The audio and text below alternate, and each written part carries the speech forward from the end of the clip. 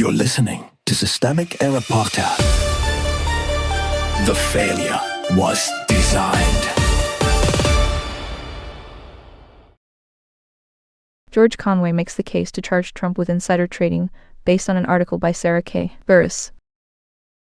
Trump's house edge is not gambling, it's power, not vice. The surface story is about prediction markets, gambling, and a teleprompter operator who got caught playing the game with advance access. That is the bait. The real story is who controls the information, who can move the market, and who gets paid for turning public office into a monetized feed. Donald Trump and the ecosystem around him hold the institutional leverage here. Truth Social is not some neutral platform accidentally brushed by corruption. It is part of the machinery that can convert political access into private gain. The information is the commodity. Read Galen and George Conway named the central fact correctly.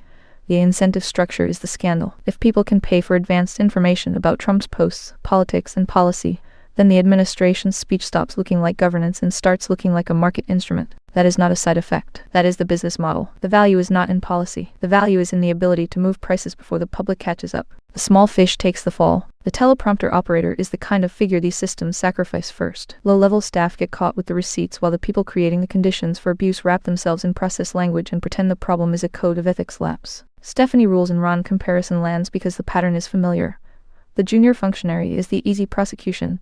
The executives and political principals are the ones who built the rigged structure and walk away cleaner than they should. That is not accountability. It is scapegoating with better branding. Gambling as political cover. The article leans on gambling language, and that framing is too neat for the damage being described. Gambling suggests risk between consenting participants. What this story describes is something closer to extraction. Insiders, platforms, and middlemen turning political knowledge into a fee stream while everyone else eats the losses. Galen's point about societal rot is useful, but the rot is not abstract. It is institutional. When Trump's orbit treats every channel of attention as a revenue source, corruption stops being an exception and becomes the operating system. A rigged marketplace. Rules remark that Trump finally found a way to win at a casino is funny because it is true in the ugliest possible way. He does not need to beat the house when he can rename the house, staff it with loyalists, and sell access to the odds. The story also makes clear how the money flows downward and outward.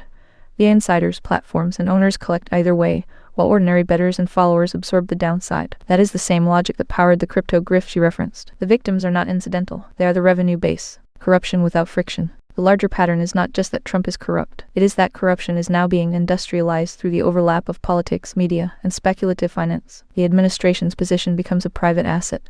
The public record becomes a trading signal.